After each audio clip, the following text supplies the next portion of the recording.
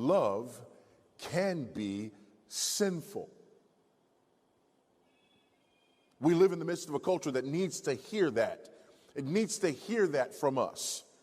Because it's coming at us with this whole love is love mentality. And how can you be against love? Nobody can be against love. Certainly Christians can't be against love because God is love and we are called to love. Therefore, how can you stand in the way of any two people who love one another? But our text today makes it very clear that there are instances when love can be sinful.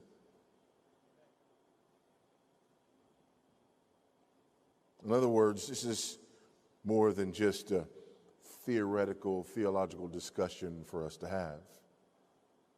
This is a very practical, rubber meets the road issue. This issue of love being sinful. The question is, what makes love sinful? What could possibly make love sinful? Under what circumstances would love be considered sinful?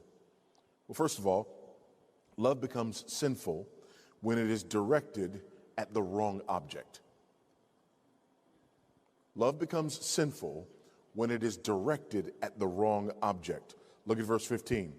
Do not love the world or the things in the world. If anyone loves the world, the love of the Father is not in him. Do not love the world. Now, it's very important to note that this word world, especially in Johannine literature, is used in at least three different ways. First of all, the world can refer to all creation. You see this in John 1, John 3, John 4, John 6, John 7, John 8, over and over again. This word cosmos refers to all the world, to all the created universe. John is not saying here that we should not love this universe, this world, this earth that God created. That's not what's being said here. Secondly, the term world refers to the people that inhabit this world that God created. And God is not saying, do not love people, do not love mankind. Absolutely not. We know that it doesn't mean that. Because the love that we're called to give, even to our enemies, the great commandment, love the Lord your God with all your heart and love your neighbor as yourself. So John can't be talking about that first world here, and he can't be talking about that second world here. That would be a contradiction. However, there's a third use of the term world. And that third use refers to the spiritual realm that is in opposition to God and in rebellion against his kingdom. It is that third sense of world that is being discussed here. So when John says, do not love the world, he says your love becomes sinful when it's directed at that system that is anti-God, that system that is anti-kingdom, that system that is satanic. And he makes it obvious that it's satanic because he uses it several times here, even in 1 John.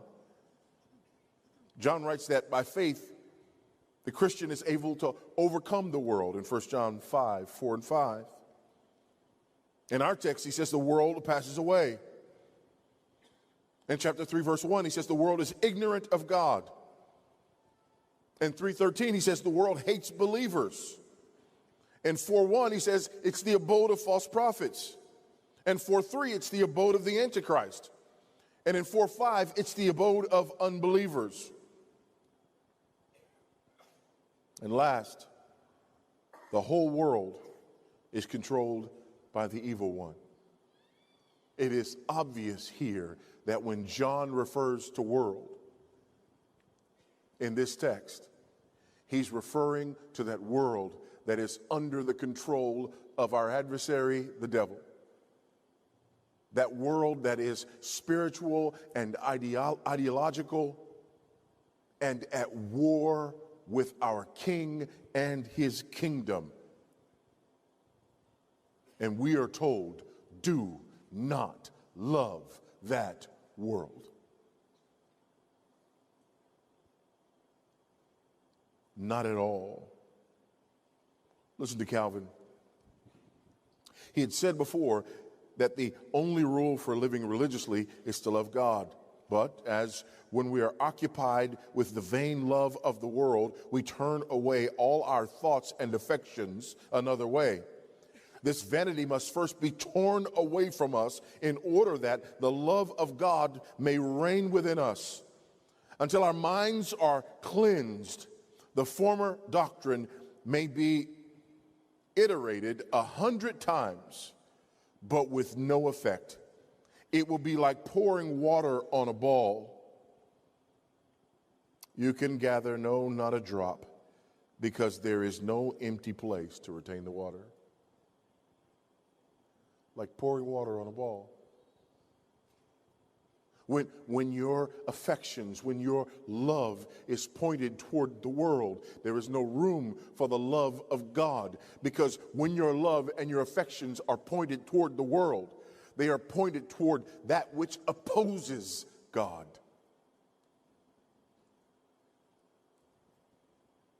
Thus, love can become sinful when it is directed at the wrong object. James says something similar in James 4, in verse 4. You adulterous people, do you not know that friendship with the world is enmity with God? Therefore, whoever wishes to be a friend of the world makes himself an enemy of God. No man can serve two masters. He will love the one and hate the other. This is an either-or situation.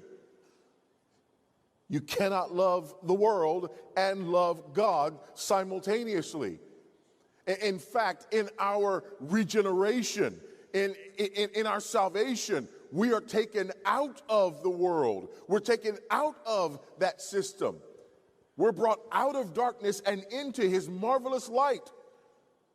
We transfer kingdoms. We transfer allegiances.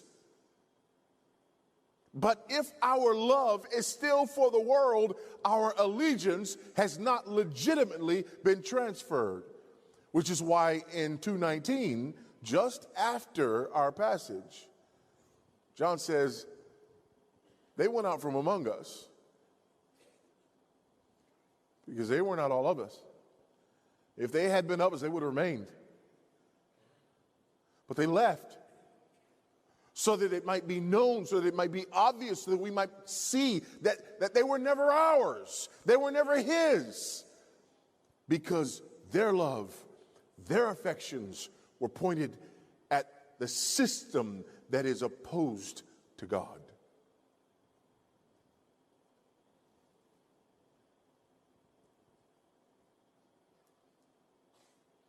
First John 5:4, for everyone who has been born of God overcomes the world. And this is the victory that overcomes the world, our faith. John 15:19, if you were of the world would love you as its own, but because you are not of the world, but I chose you out of the world, therefore the world hates you. John 17:16, they are not of the world, just as I am not of the world. John 17:18, as you sent me into the world, so I have sent them into the world. Again, we've been sent into the world to proclaim the gospel. But we're not of this world. We're in this world, but not of this world. And we are most assuredly not to love this world.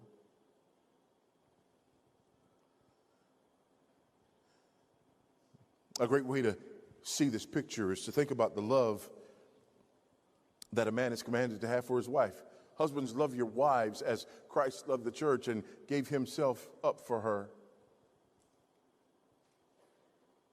There's a love that husbands are called to give exclusively to their wives. And the moment you turn that love onto another, you are guilty of idolatry.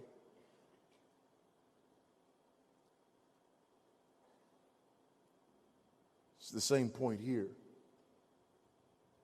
The moment you turn that love that we are called to have for God, that love that has been shed abroad in our hearts, the minute you turn that to the world out of which you were saved, that minute you are communicating the fact that you do not have the love of God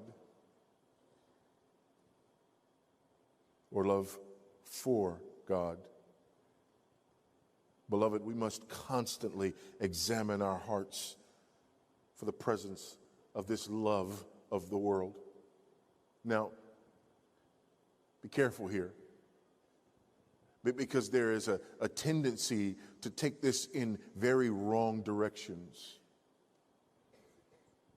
We've got to fight worldliness, and so what that means is you don't drink, smoke, cuss, or chew, or date the girls that do, right?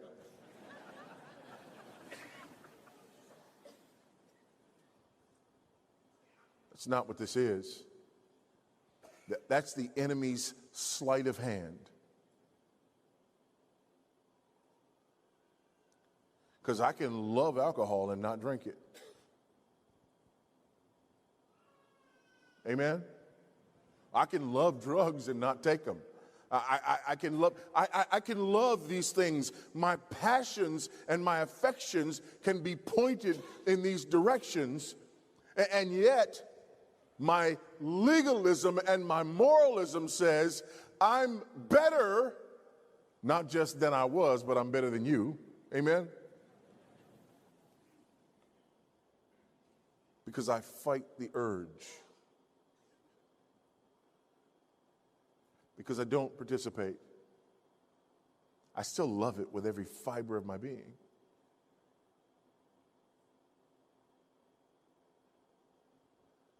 John's not saying here, don't participate in the world. He says, don't love the world. We must develop discernment in order to determine the difference. But not only that,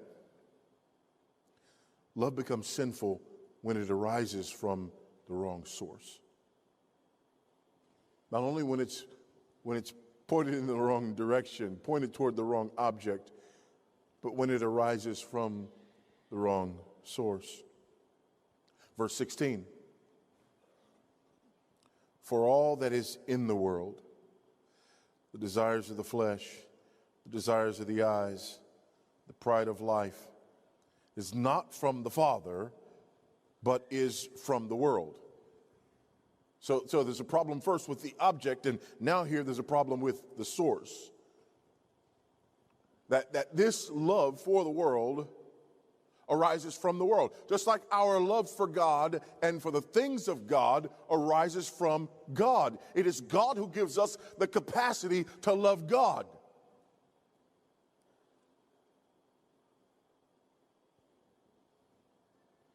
But here we have a love that is arising from a different source.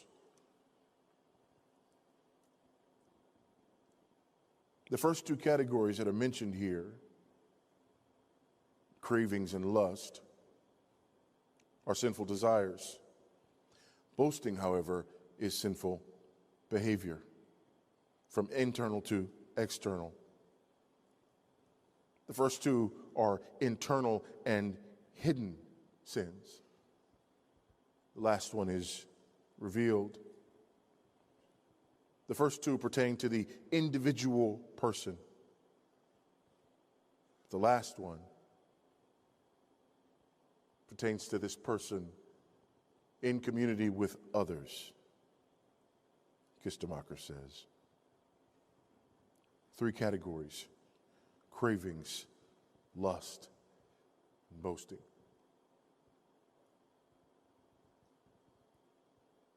These things arise from the world. cravings, inordinate desires for things. And again, we have to separate these two. When we say cravings and lust and boastings, we have to recognize that we're talking about this third world and not the first two. For example, in that first world, I can love the beauty of a sunset. I can love the beauty of a perfectly cooked steak. Sorry. I can I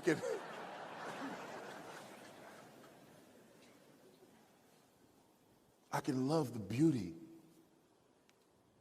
of music, art. Again, those things in this world that God has made. I can and I must love the people whom God has created in this world. But the kind of love that I have for those things is a love that arises from God himself. But even those loves can be perverted.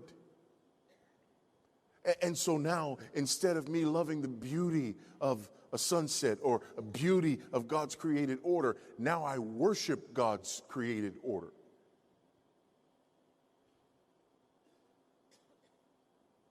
I worship the creature rather than the creator.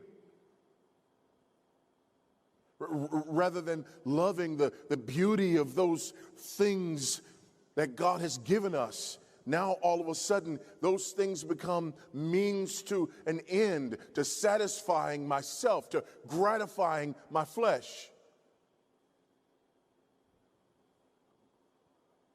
to quenching my lustful desires.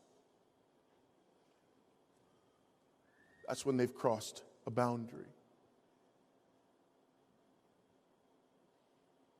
And then there are these boastings. That's when it gets outward. My cravings, my lust, and then my pride.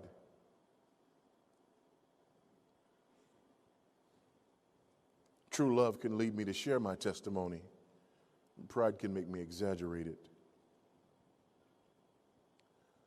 True love can cause me to use my voice to proclaim the truth of the gospel. Pride makes me love the sound of my voice so that I just talk too much.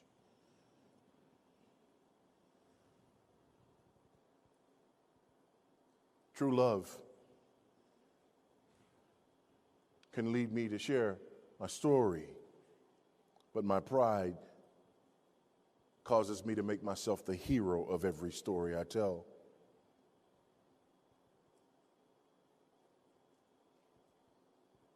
Can make me one of those people who constantly gives you their resume.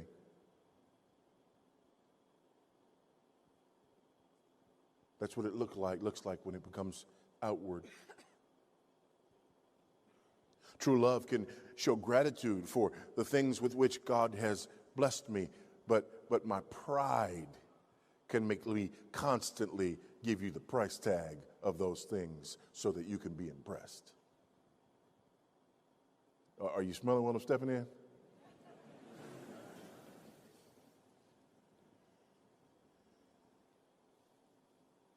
So our love can become sinful based on its direction and based on its source. But finally, and ultimately, and most importantly, our love becomes sinful when it produces the wrong fruit. When it leads to the wrong ends. Look at verse 17. And the world is passing away along with its desires. But whoever does the will of God abides forever. Here you have these two opposite ends. On the one hand, you have this world that is passing away, and on the other hand, you have our God who abides forever.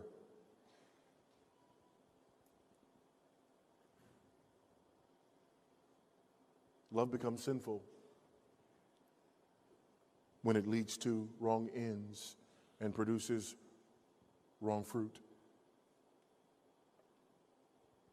Our passions become sinful when they are pointed in directions that lead to death and destruction, as opposed to leading to life.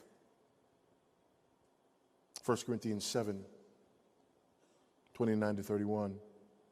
This is what I mean, brothers. The appointed time has grown very short. From now on, let those who have wives live as though they had none, and those who mourn as though they were not mourning, and those who rejoice as though they were not rejoicing, and those who buy as though they had no goods, and those who deal with the world as though they had no dealings with it. For the present form of this world is passing away.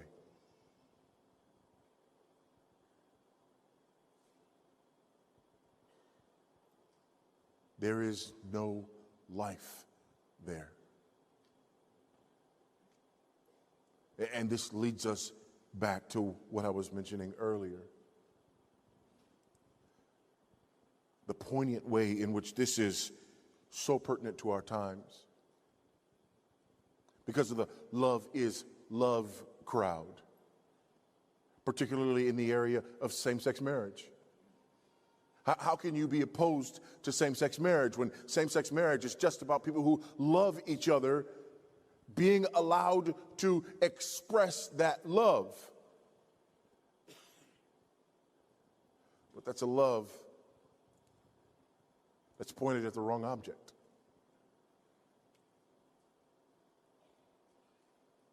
That is not a love that comes from God or that brings glory and honor to God. It is pointed at the wrong object. It is a love that arises from the wrong source. Look with me, if you will, at Romans chapter 1.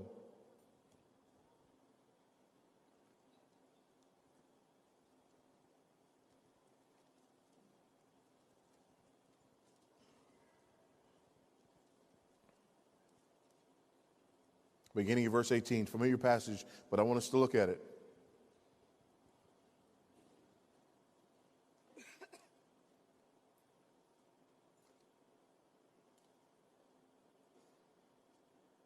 For the wrath of God is revealed from heaven against all ungodliness and the unrighteousness of men who by their unrighteousness suppress the truth. For what can be known about God is plain to them, because God has shown it to them. For his invisible attributes, namely his eternal power and divine nature, have been clearly perceived ever since the creation of the world in the things that have been made. So they are without excuse. For although they knew God, they did not honor him as God.